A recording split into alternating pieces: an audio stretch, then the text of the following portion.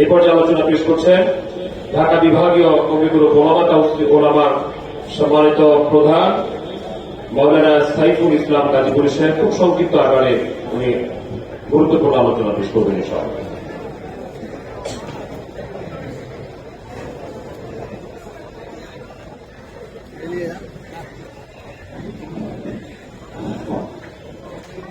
السلام عليكم ورحمة الله وبركاته.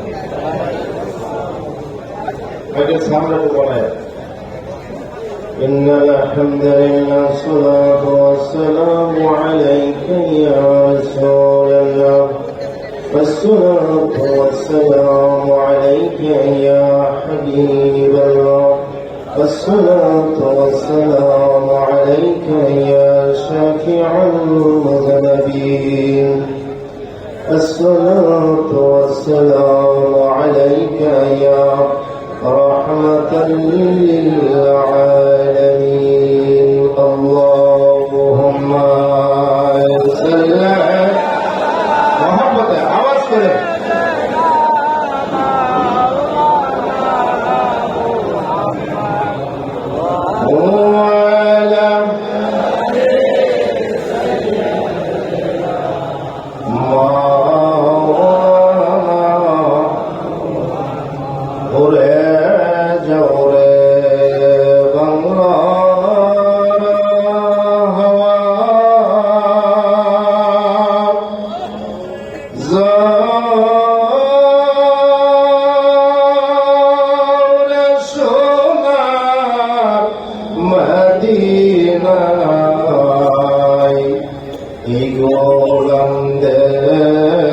সালাম দিও নবীজির বাত রওয়াজায়।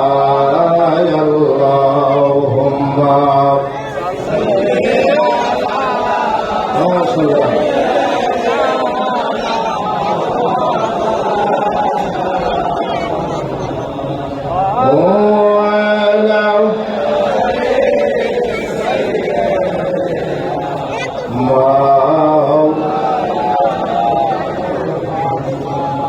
সকলে বলি আলহামদুলিল্লাহ। আর একটু জবান খুলে বলা যাবে? আরেকবার উচ্চ আওয়াজে বলি আলহামদুলিল্লাহ। সকলে বলি আল্লাহু আকবার, ইয়া রাসূলুল্লাহ। সর্বপ্রথম বিশ্বরী মহালি আমার দলটির দস্তগীর আল্লামা শাহসুবি খাজা বাবা ফরিদপুরি কিবলাজান হুজুরের নূরের কদম মুবারকের শতকোটি কদম বসে আরজ করছি। কিবলাজান হুজুর স্থলাভিষিক্ত কোটি কোটি জাকিরানদের ইমাম আলহাজ মোহাম্মদ খাজা মিয়া ভাইজান মুজাদ্দিদি সাহেবের কদমে কদম বসি করছি। বাবার আওলাদ খাজা মেজু ভাইজান মুজাদ্দিদি সাহেবের কদমে কদম বসে আরজ করছি। খাজা বড় চাচা মিয়া খাজা ছোট চাচা মিয়া বলের কদমে কদম বসে আরজ করছি। আজকে গাজীপুর জেলা এবং গাজীপুর মহানগর উত্তর এবং দক্ষিণ যৌথ আয়োজনে ঢাকা বিভাগীয় পবিত্র ঐতিহাসিক আজিমুস শান ইসলামী মেগা জলসায় আমরা উপস্থিত হতে পেরেছি। উপস্থিত হতে পেরে আমরা খুশি না বেজার? আর একটু জবান খুলে বলেন আমরা খুশি না বেজার? আজকের এই মাহফিলের সম্মানিত সভাপতি কিবলাজান হুজুর অত্যন্ত মহব্বতের মুরিদ সন্তান, আমাদের এই গাজীপুর জেলা মহানগর উত্তর দক্ষিণের সম্মানিত অভিভাবক জনাব এবিএম খলিলুর রহমান এখলাস ভাইজান সহ এখানে অনেক নেতৃবৃন্দ, আমার বাবার মহব্বতের জাকের আশেক ভাইয়েরা। যেহেতু সময় স্বল্পতার কারণে আমি কোনো ভূমিকাতে না দিয়ে সংক্ষিপ্ত আপনাদের কাছে দু একটি কথা বলবো। আমাদের উস্তাদ সমতুল্য মুফতি আবু নাসের জেহাদি সাহেব উনি আদব প্রসঙ্গে গানেরিক আলোচনা করেছেন। কি বলেন, ঠিক না?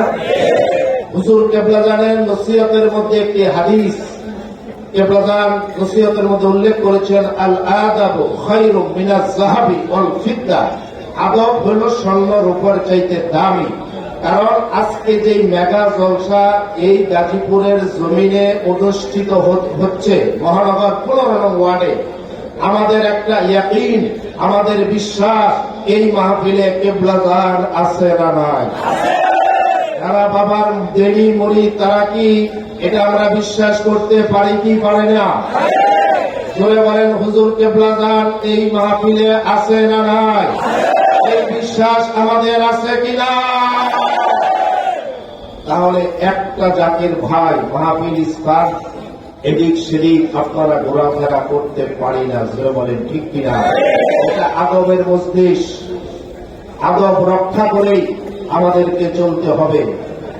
সম্মানিত ভাইয়েরা আমার, আমি হুজুর কেবলাদানের ছোট্ট একটি কারামত বলেই আমার বক্তব্য আমি শেষ করব। যেহেতু এই গাজীপুর হলো আমার মহানগর, উত্তর দক্ষিণ এটা হলো আমার এলাকা, কি বলেন ঠিক না? আমার ওয়াজ নসিহত আপনারা অনেকেই শুনেছেন, তবে আজকে এখানে দাঁড়িয়েছি কেন? হুকুম তামিল করার জন্য, কি বলেন ঠিক না? হুকুম পালন করার জন্য দাঁড়িয়েছি। এখানে ওয়াজ করে বাহাবা পাওয়ার জন্য দাঁড়াই নাই, এখানে হুকুম পালন করার জন্য দাঁড়িয়েছি। তাহলে আপনারা হুকুম পালন করে মাহফিলে বসে থাকতে পারবেন না? ধরে বলেন পারবেন না?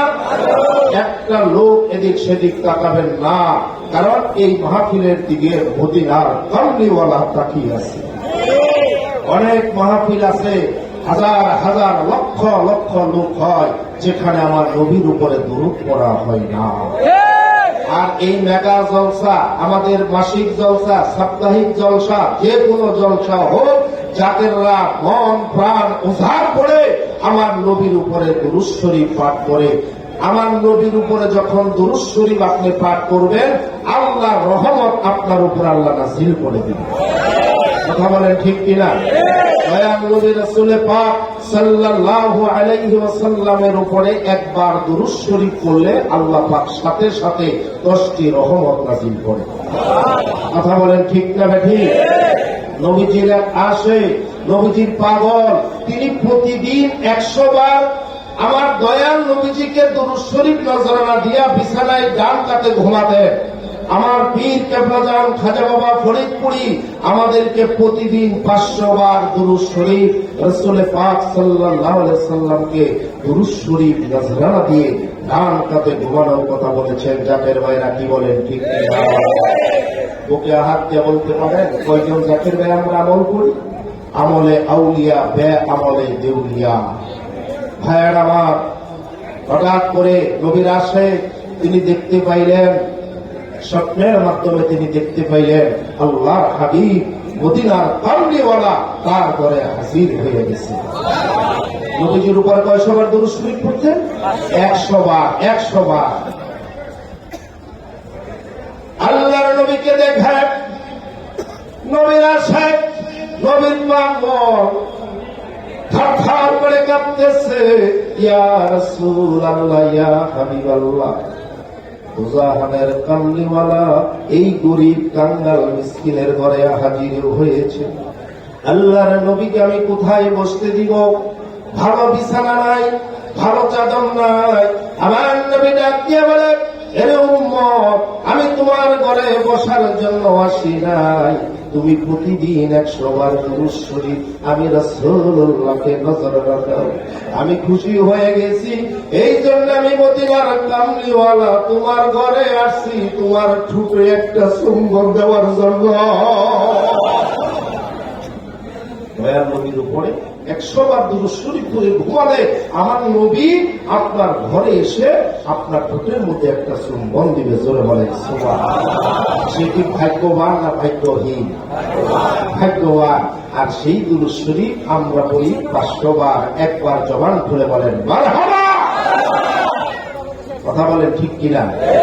তরিকতের ওজিফা কালাম আমাদেরকে আদায় করতেই হবে। জোরে বলেন ঠিক কিনা? আমার জাকের ভাইরা, একবার সাংবাদিক হুজুর কেবলাজানকে প্রশ্ন করলেন, হুজুর আপনার কারামতের সংখ্যা যদি আমাদেরকে বলতেন তাহলে আমরা এটা নোট করতাম। আমার কেবলাজান চোখের পানি মুবারক ছেড়ে দিয়ে হুজুর কেবলাদান রুমাল দিয়ে চোখের পানি ছেড়ে দিয়ে হুজুর কেবলাদান কাঁদতেছে, বলতেছে, বাবা আমার যত মুরিদ আমি খাজা ফরিদপুরীর কত খারাপ। বিশ্বাস আছে কিনা? এখানে যারা এলাকায় ভাইয়ার আছে, কেউ বলতে পারবেন যে আমার হুজুর কেবলা আমার উপরে কোনো কারামত নাই? কি আছে না নাই? ভাইয়ের আমার সেই উত্তরবঙ্গ, ভাইয়ের আমার বরিশাল বিভাগ, দক্ষিণবঙ্গ এলাকায় কেবলা যান একবার হুকুম দিলেন, বাবা তোমরা লঞ্চ কাফেলা করে দরবার শরীফে আসো। আগে কিন্তু আমরা কাফেলা করে দরবারে যাইতাম, যেটা বলেন ঠিক কিনা? সেই কাফেলা আবার আমাদের মাঝে রহমত হিসাবে এখন মিয়া বাইতান দান করেছে। কথা বলেন ঠিক কিনা? কিছুদিন আগে আমাদের গাজীপুর জেলার কাফেলা গেছে না? আপনারা অনেকেই গিয়েছেন। শ্রদ্ধেয় মিয়া চাচাজান মুজাদ্দিদি সাহেবের সঙ্গে আপনারা কথা বলেছেন, আলহামদুলিল্লাহ। ভাইয়ের আমার ওই কাফেলা যখন ফাতিয়া শরীফপুরী হাফেজ গনি ভাইয়ের নেতৃত্বে যখন লঞ্চটা তারা ছেড়ে দিল, একজন নতুন মানুষ আক্রোশী আসলেন দরবার দেখার জন্য। সুবহানাল্লাহ। 2 মিনিটে কথাটা বলবো, আপনারা বলেন বলবো? হুজুর পাকের একটা কারামত, কারামত আউলিয়া হাক্কুন, হুজুর আল্লাহর ওলিদের কারামত সত্য, মিথ্যার মধ্যে নাই। সত্য না মিথ্যা? হুজুর কি তারা আসলেন, রওনা দিয়েছে। একটা নতুন মানুষ, সে আক্রোশী দরবার দেখার জন্য বাড়ির থেকে না বইলা সে ওই লঞ্চের মধ্যে উঠছে। আল্লাহ কি কারিশমা দেখেন। এদিকে ঝড় তুফান, পদ্মার তরঙ্গ, পাথাল ঢেউ, পা ফসকে ওই লোকটা নদীর মধ্যে পড়ে গেছে। যখন খবর হয়ে গেছে চতুর্দিকে, এখন গনি ভাই লঞ্চের সার্চ লাইট দিয়া তাকে তালাশ করতেছে, কিন্তু এখন যেইভাবে বড় বড় ঢেউ, কিন্তু তাকে তো খুঁজে পাচ্ছে না। এমন অবস্থায় গনি ভাই কান্দতে কান্দতে কাফেলা নিয়ে দরবার শরীফে হাজির। যখন দরবার শরীফে পৌঁছলেন, তার মনটা অনেক খারাপ, ভারাক্রান্ত হৃদয়ে দরবার আসলেন। তখন দরবার আসার পরে কয়েকজন লোক হাফেজ গনি ভাইকে বলতেছে, ভাইজান আপনার লঞ্চে যেই ছেলেটা নদীর মধ্যে পড়ে গিয়েছিল, আপনাদের আগেই ওই ছেলেটা দরবারে হাজির হয়ে গেছে।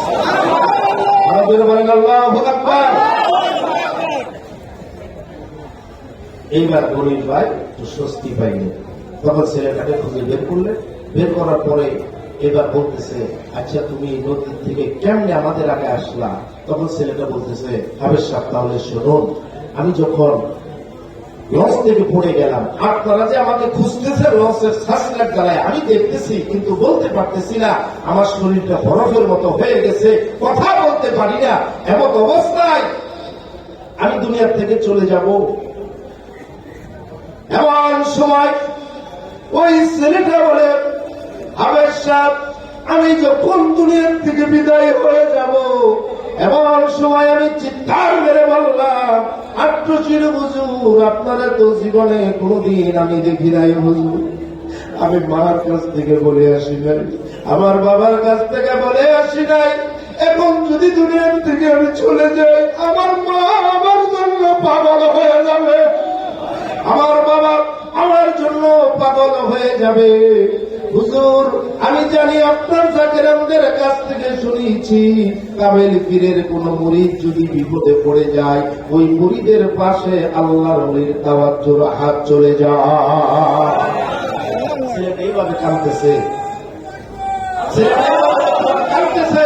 হঠাৎ করে দেখে একটা বুড়া লোক একটা ডিঙ্গি নৌকা এসে ওই ছেলেটাকে টান দিয়া নৌকার মধ্যে উঠেছে। এইবার কিনারে পৌঁছাইয়া বলতেছে, এই লাইনের লঞ্চে তুমি উঠো, তুমি চলে যাও আক্রোশী দরবারে। জোরে বলেন সুবহানাল্লাহ।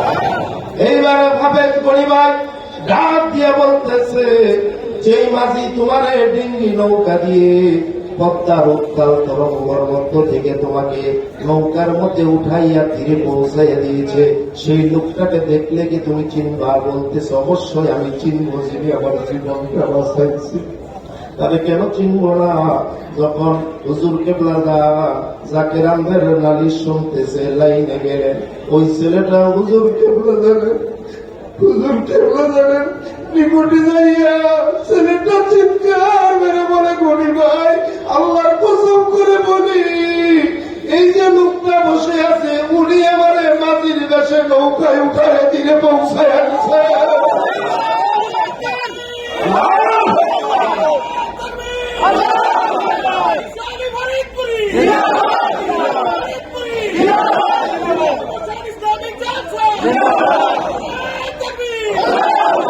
দয়াল মুর্শিদ রে,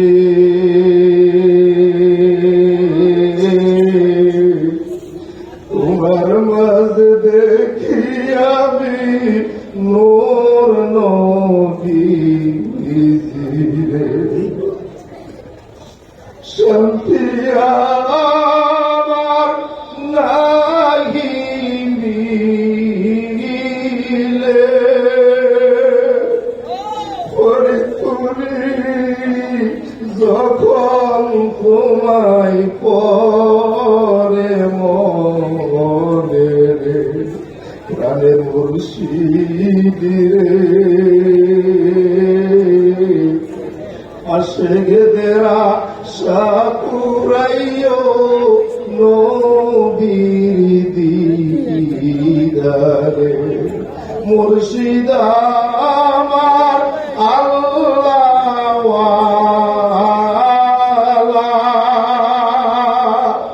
সাজাইছে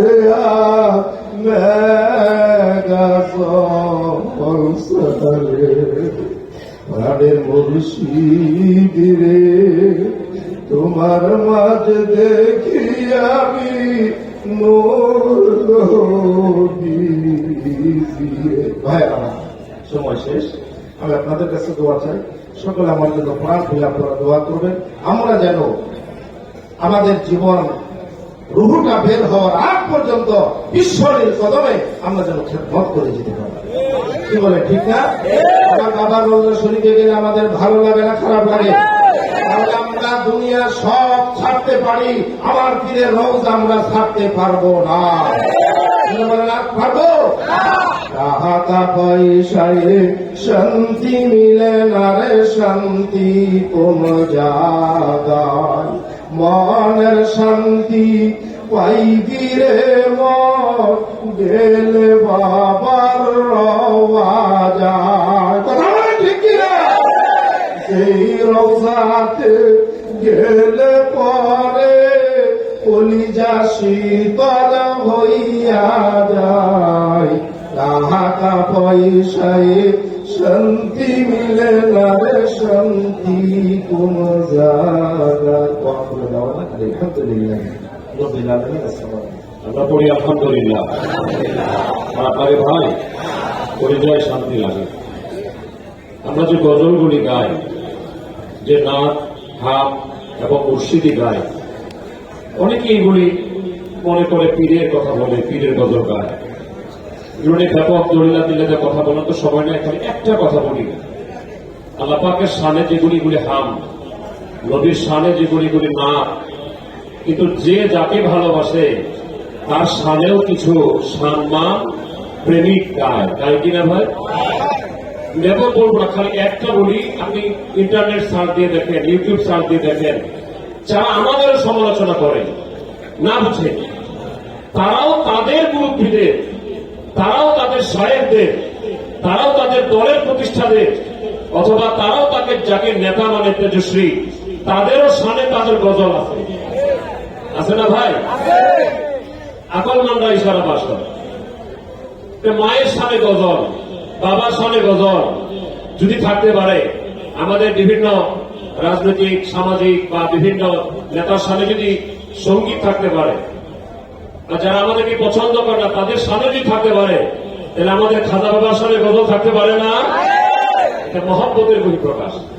আমরা যেহেতু শানে মুর্শিদি শুনছিলাম, আরেকটা শানে মুর্শিদি শুনে আমরা ইনশাআল্লাহ পরবর্তী আলোচককে অত্যন্ত চমৎকার আলোচনা ওনার কাছ থেকে শুনবো। এই মুহূর্তে আরেকটি আমাদেরকে সঙ্গীত শোনাচ্ছেন সদরপুর আমার কিবলাজান হুজুরের বিশ্ব জাকির মসজিদ দরবার শরীফ যেই থানায়, ওই থানার অধিবাসী আমার ভাই আলহাজ মাওলানা মনসুর আল হেলাল সদরপুর সাহেব।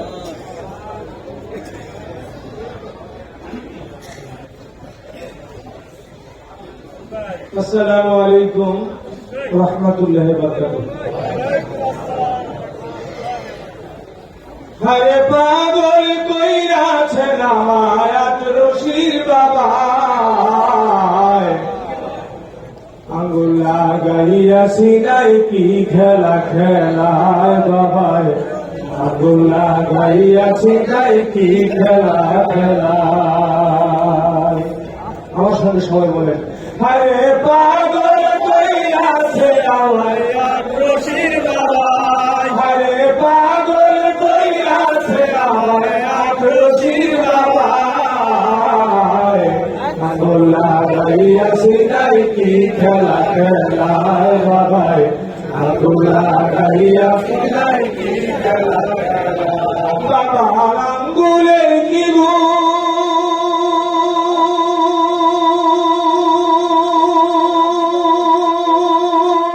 লাগলে সিনাই করে গুনগুন, বাবার আঙ্গুলের কি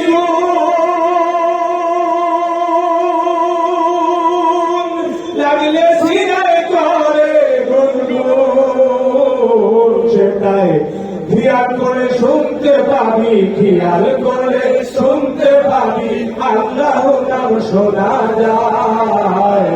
আঙ্গুল লাগাইয়া সিনাই কি খেলা খেলায় বাবা, আঙ্গুল লাগাইয়া সিনাই কি খেলা খেলায়। হরে পাগল কইরাছে আমার আটরশির বাবা, হরে পাগল কইরাছে আমার আটরশির বাবা, আঙ্গুল লাগাইয়া সিনাই কি খেলা খেলায় বাবা, আঙ্গুল লাগাইয়া সিনাই কি খেলা খেলায়।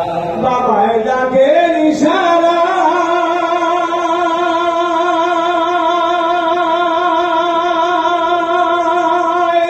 কাছে গেলে ভুলিয়া যায়, বাবা ডাকে ইশারা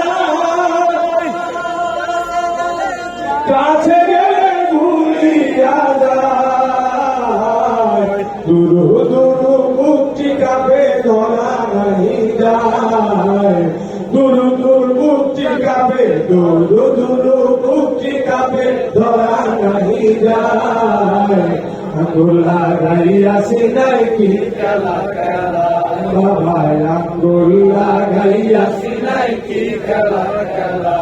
হরে পাগল কইরাছে আমার আটরশির বাবা, হরে পাগল কইরাছে আমার আটরশির বাবা, আঙ্গুল লাগাইয়া সিনাই কি খেলা খেলায় বাবা, আঙ্গুল লাগাইয়া সিনাই কি খেলা খেলায়। বাবার ধ্যানে বসিলে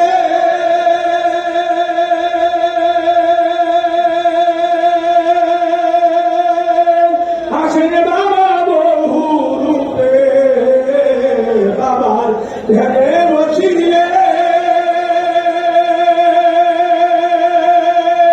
আসেন বাবা বহু রূপে, তারে ধরতে গেলে দেয় না ধরা, ধরতে গেলে লুকাইয়া রয়, তারে ধরতে গেলে দেয় না ধরা, ধরতে গেলে লুকাইয়া রয়। আঙ্গুল লাগাইয়া সিনাই কি খেলা খেলায় বাবা, আঙ্গুল লাগাইয়া সিনাই কি খেলা খেলায়। হরে পাগল কইরাছে আমার আটরশির বাবা, হরে পাগল কইরাছে আমার আটরশির বাবা, আঙ্গুল লাগাইয়া সিনাই কি খেলা খেলায় বাবা, আঙ্গুল লাগাইয়া সিনাই কি খেলা খেলায়। হরে পাগল কইরাছে আমার আটরশির বাবা, হরে পাগল কইরাছে আমার আটরশির বাবা, আঙ্গুল লাগাইয়া সিনাই কি খেলা খেলায় বাবা, আঙ্গুল লাগাইয়া সিনাই কি খেলা খেলায় বাবা, আগুন লাগাইয়াছি নাই নাই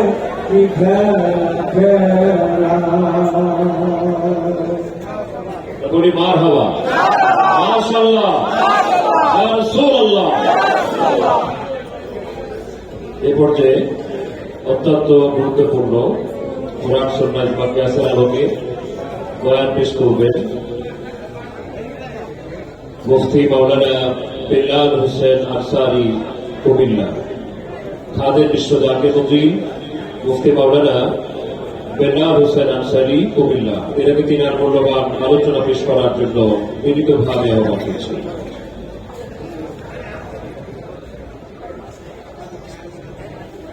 والصلاة والسلام عليك يا رسول الله والصلاة والسلام عليك يا حبيب الله والصلاة والسلام عليك يا شفيع المذنبين والصلاة والسلام عليك يا رحمة للعالمين.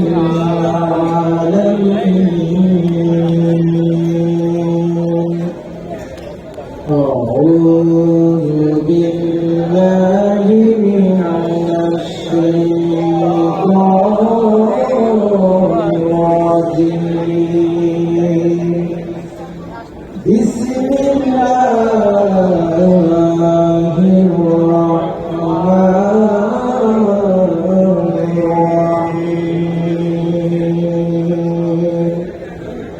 وما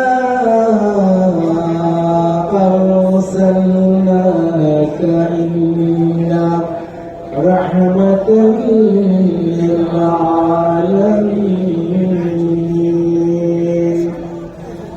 قال النبي صلى الله عليه وسلم أنا سيد الناس يوم القيامة. رواه البخاري. إن الله وملائكته يصلون على النبي يا أيها الذين آمنوا صلوا عليه وسلموا تسليما. وحبك بلي اللهم صل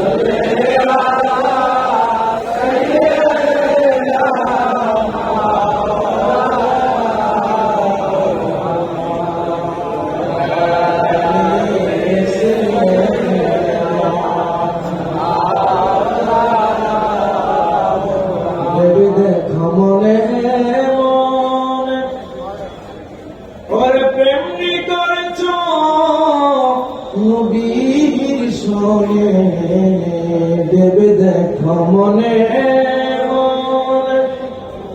ওর প্রেমনি করেছ নবীর সনে নইলে থেকবা রোজ হাসরে নইলে থেকবা রোজ হাসরে পাক নামে মুহাম্মদ আল্লাহুম্মা সাল্লি আলা সাইয়্যিদিনা মাওলানা মুহাম্মদ ওয়া আলি সাইয়্যিদিনা মাওলানা মুহাম্মদ। আজকের মাহফিলে আমরা যারা উপস্থিত আছি, আমরা আসতে পেরেছি খুশি না বাজার? জবান খুলে বলি খুশি না বাজার? আমরা এখানে কেন আসলাম, কি জন্য আসলাম? কোন উদ্দেশ্য আছে না? উদ্দেশ্য আছে কিনা?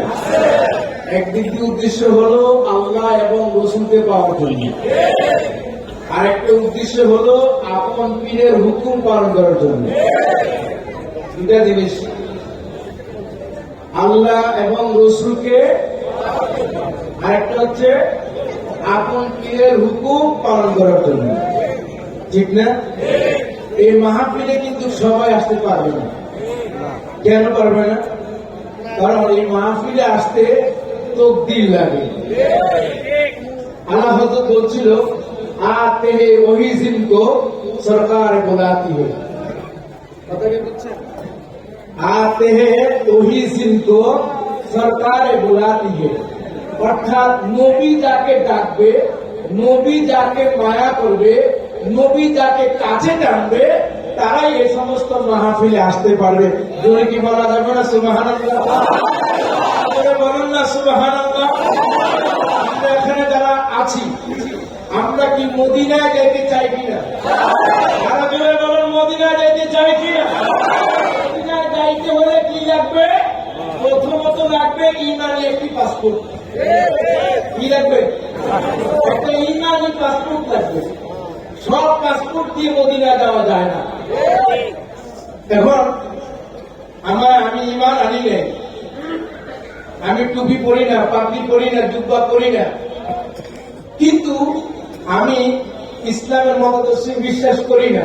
আমি পাসপোর্ট দিয়ে পৃথিবীর সব জায়গায় যাওয়া আমার পক্ষে সম্ভব, কিন্তু মদিনায় যাইতে হলে ইমানি পাসপোর্ট লাগবে। বিশ্বাস করেন? ইমানি পাসপোর্ট লাগবে কিনা? ইমান কোথায়? ইমান কোথায়? আজকে তো ইমানকে নষ্ট করার জন্য, ইমানকে হরণ করার জন্য, ইমানকে মুসলমান থেকে আলাদা করার জন্য তারা চালাচ্ছে। তারা আমার মতো আপনার মতো টুপিওয়ালাই ভাবি। কিন্তু এই ইমানটাকে শক্ত করে মজবুত করে কালমের মতো যদি ধারণ করতে চান, এই মুহূর্তে আউলিয়া কেরামের বিকল্প কোনো কিছু নেই। জোরে বলুন, আউলিয়া কেরামের বিকল্প কোনো কিছু নেই। আউলিয়া কেরামের দরবারে যেতে চান কিনা বলুন? যাদের লাভ নলস। কিছুক্ষণ আগে মুফতি মাওলানা মাসুদুর রহমান হামিদি সাহেব বলেছেন যে আমরা যখন গজল বলি, একটা হাম আল্লাহর শান, নবীর শান যখন আমরা বলি, তখন অনেকে দূর থেকে বলবে যে আমরা বাটিয়ারি শুরু করছি, ঠিক না? আবার আমরা যখন মুর্শিদি গাই, তখন ওদের আবার চুলকায়। যাদের চুলকায় তাদের চুলকাবেই, কিন্তু তাই বলে আমরা কি ছেড়ে দিব? হক্কানি পীরের নাম শুনলে অনেকের গা চুলকাইতে থাকুক, কিন্তু আমরা কি পীর মুর্শিদের কদম ছেড়ে দিব? পীর মুর্শিদের শান ছেড়ে দিব? মদিনার নবীর শান ছেড়ে দিব? কারণ করেন নবী সাল্লাল্লাহু আলাইহি ওয়াসাল্লাম, জিকুল আমদে মিনাল ইবাদা, জিকুল সালিহিন কাফারাতুন। অর্থাৎ নবীগণের আলোচনা, নবীর শান মর্যাদা যখন বলে, নবীর শান যখন কবিতা পড়ে, তখন মনে করবেন এটা হচ্ছে ইবাদত। জিকুল সালিহিন কাফারাতুন। আউলিয়া কেরামের আলোচনা হলো গুনাহের কথা। এটা জোরে কি আওয়াজ দিয়ে বলা যাবে না মারহাবা? আরো জোরে বলেন না মারহাবা? আমার বাবারা আমার সবাই অন্যরকম কথা বলছেন। পর্যায়ক্রমে তরিকতে খুব চমৎকার আলোচনা নিয়ে আসবেন আমার ভাই মুফতি মাওলানা মাসুদুর রহমান হামিদি। তার আগে আমি দুই একটি ইমানি কথা বলতে চাই। আপনারা শুনতে রাজি আছেন? শুনতে রাজি আছেন? ইমান শুধু আমরা এখন এই যে মাহফিলে আসলাম, খুব সহজে পেয়ে গেলাম। মাহফিল আমরা খুব সহজে পাচ্ছি, আর সব মাহফিলের শ্রোতাও কিন্তু কম না, কথা বলেন? কিন্তু ইমানওয়ালা শ্রোতা খুব কম। আমরা ইমান মজবুত করে বাড়ি যেতে চাই কি চাই না?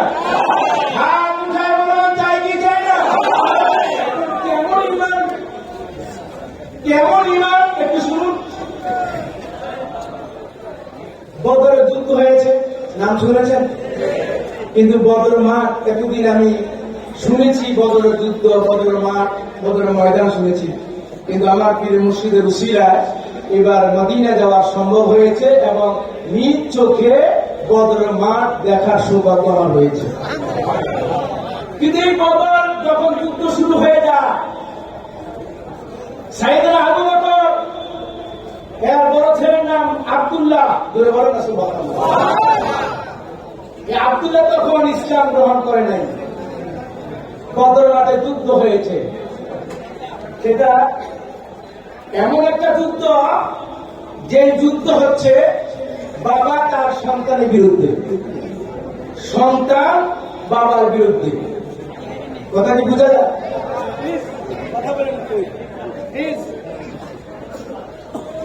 বদর যুদ্ধটা যেমন বাবা সন্তানের বিরুদ্ধে, সন্তান বাবার বিরুদ্ধে, এরকম পরিস্থিতি। কিন্তু আব্দুল্লাহ ইবনে আবু বকর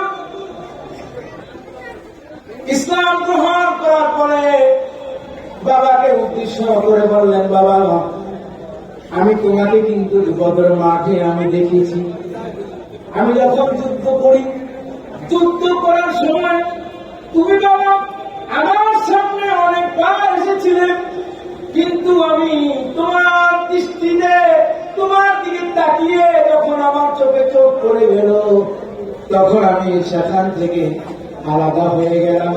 অর্থাৎ দেখার চাইতে না দেখার ভান করে অন্যদিকে তরবারি চালাইলাম। এটা হলো ছেলের বক্তব্য, আব্দুল্লাহ ইবনে আবু বকরের বক্তব্য। কিন্তু একটু খেয়াল করুন, সাইয়েদনা আবু বকর ঈমান কি জিনিস একটু খেয়াল করুন। ঈমান কি জিনিস দেখেন ভাইরা, আপনাদের হাতে ধরে পায়ে ধরে করে বলছি, আপন পীরের প্রতি ঈমান, আপনি আল্লাহ রাসূলের প্রতি ঈমান। ঈমান যদি ঠিক থাকে মদিনা যাওয়া যায়, ঈমান যদি ঠিক থাকে আপন পীরের দরগায় বসে বসে মদিনা ওয়ালাকে পাওয়া যায়। এই জন্য আমি ঈমানের আলোচনা করছি, প্লিজ মনোযোগ দিয়ে শ্রবণ করুন। সাইয়েদনা আবু বকর বললেন, বাবা শোনো, বদর মাঠে যুদ্ধ করেছো, তুমি আমার দিকে তাকাইছো, চোখে চোখ পড়ার কারণে অন্য দিকে চলে গিয়েছো, আমার উপরে তুমি গুলি চালাও নাই, আমার উপরে তরবারি চালাও নাই। কিন্তু শুনে রাখো, আমি তোমাকে বলছি, সেদিন যদি আমি আবু বকরের সামনে তুমি আমার সন্তান হয়েছে, কি হয়েছে, যদি সেদিন তুমি আমার সামনে পড়তে, খোদার কসম করে বলি, খোদার কসম করে বলি, রাসূল আকরাম সাল্লাল্লাহু আলাইহি ওয়াসাল্লামের মহব্বতে আমি যুদ্ধের ময়দানে গিয়েছি, যেদিন সেদিন তুমি আমার সন্তান বলে কথা নয়, যদি তুমি আমার তরবারির সামনে যদি তোমাকে আমি পাইতাম, খোদার কসম করে বলি, ঈমানের শক্তি দিয়ে বলছি, সেদিন আমি আমার তরবারি দিয়ে কাফের বেঈমানের যেমনি ভাবে টুকরো টুকরো করেছি, তেমনি ভাবেও আমার সামনে যদি তুমি পড়তে, সেদিন সন্তানের দিকে তাকাইতাম না, আমি তোমাকে টুকরো টুকরো করে দিতাম। জোরে বলুন সুবহানাল্লাহ। এটা কিসের শক্তি?